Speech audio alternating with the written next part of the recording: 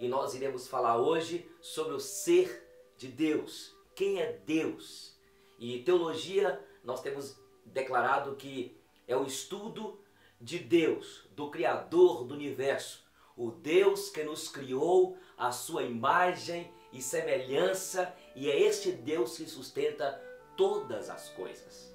Estudar sobre Deus é um estudo exaustivo. Quem é qualquer intelectual, qualquer teólogo que conseguirá pelo menos chegar num pedacinho e para explicar quem é este ser maravilhoso, grande. Pensa comigo, por favor, faz de conta que estamos no deserto do Saara. Pensa comigo aí, vamos pegar então apenas um grãozinho de areia. Pensou comigo? Um grãozinho de areia. Este grãozinho de areia, eu quero exemplificar a impossibilidade de qualquer teólogo, de qualquer ser humano frágil, pecador, limitado, tentar explicar, dissecar o ser Deus. Por isso, o que nós iremos estudar, nosso seminário Crer é Também Pensar, nestas aulas online, nós queremos apenas que você pegue como se fosse este grãozinho de areia em meio a um deserto, aos desertos do mundo, que tem praticamente infinitos grãozinhos de areia. É assim, nós não conseguiremos nunca penetrar na mente de Deus. Mas é importante estudarmos sobre esse Deus. E a Bíblia Sagrada, a palavra de Deus, nos fala sobre Ele. Alguma coisa sobre Ele. A Bíblia não é um livro para explicar e responder perguntas ou explicar tudo sobre Deus. A Bíblia Sagrada é a revelação deste Deus Criador ao homem e o que Ele revelou do seu ser, da sua pessoa. A nós, pecadores, basta. Então nós não conseguiremos penetrar no ser de Deus no todo. A Bíblia diz em Romanos capítulo 11, versículo 33, ó profundidade das riquezas, tanto da sabedoria como do conhecimento de Deus. Quão insondáveis são os seus juízos, inescrutáveis os seus caminhos. Quem conheceu a mente do Senhor? Quem primeiro deu a Ele para que pudesse depois receber? Porque dele são todas as coisas. A Ele, por Ele e para Ele são todas as coisas. A Ele glórias eternamente. Amém. Quando nós estudamos sobre o ser de Deus, sabe o que acontece? Nós iremos livrar de viver uma vida tão triste neste mundo, amargurada, derrotada. Livra-nos da idolatria. Livra-nos de cometermos pecados contra o Deus Criador e cometermos erros contra os nossos semelhantes.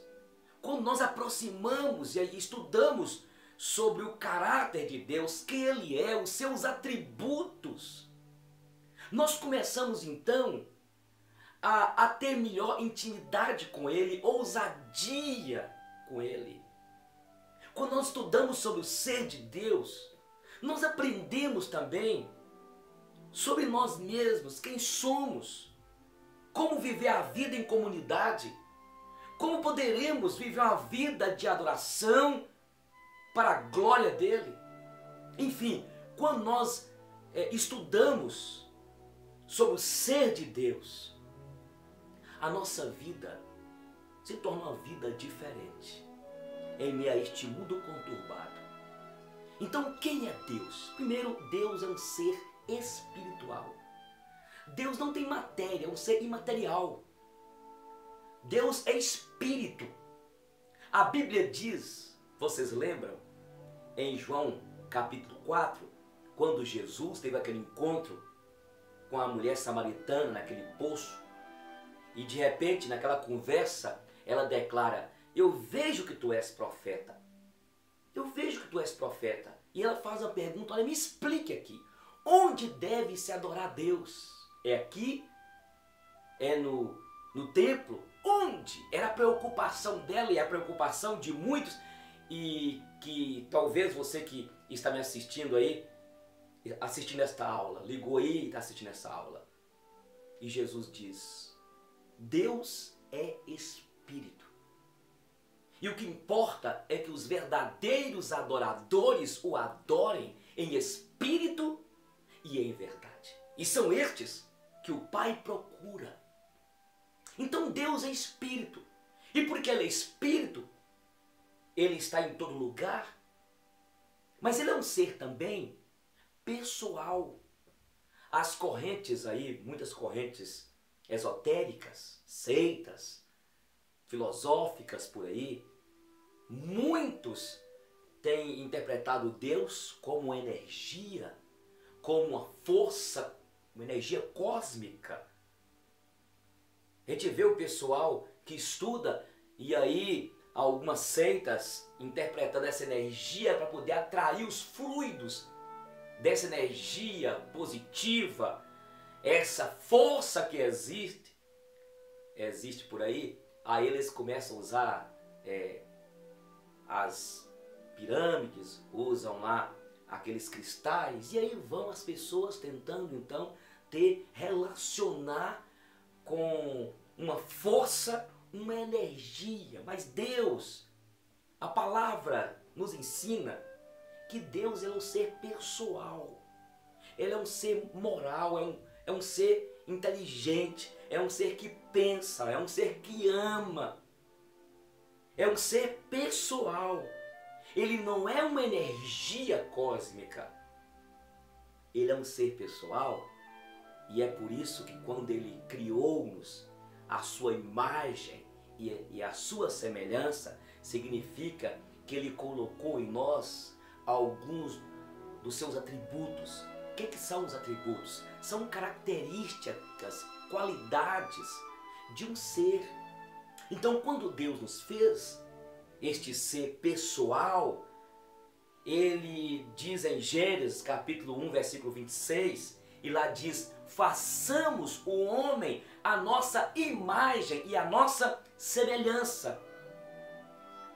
O que significa essa ideia de imagem e semelhança? E você que está me assistindo, assim, dessa aula, nós estamos baseando essas aulas no livro de Berkhof, e é interessante as definições sobre imago Dei, imagem e semelhança. Significa que Deus comunicou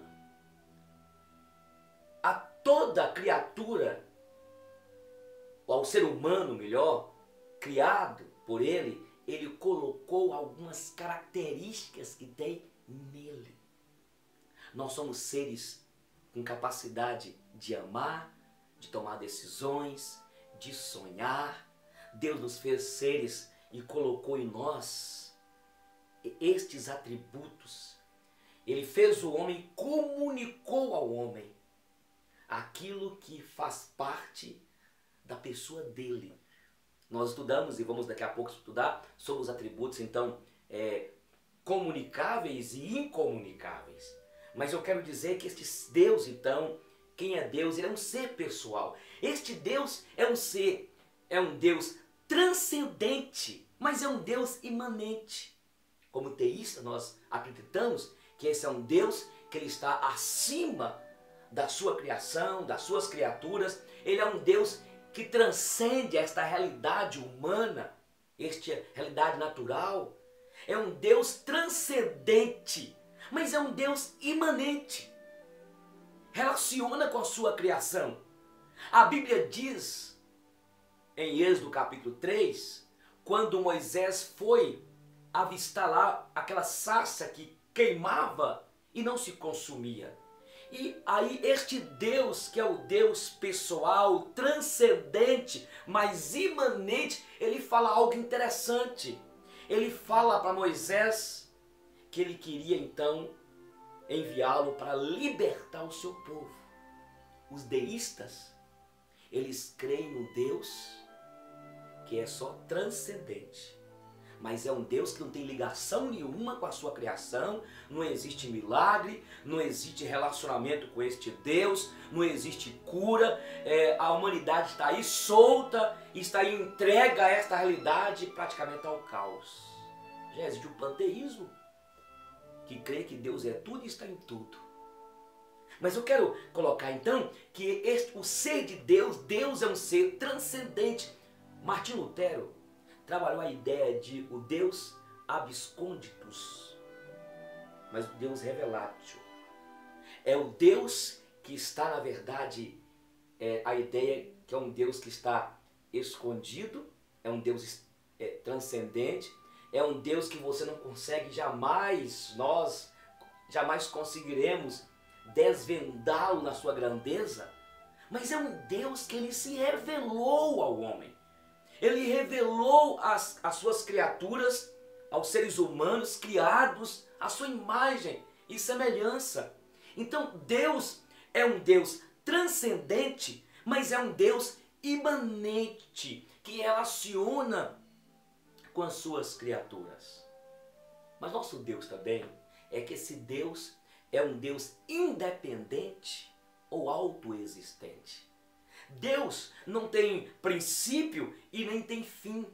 Ele é um Deus autoexistente. Ele é um Deus que não foi criado. Ele existe. E por ele ser independente, autoexistente, ele não precisa do ser humano, ele não precisa de nada que possa ele buscar conselho, ele pedir orientação,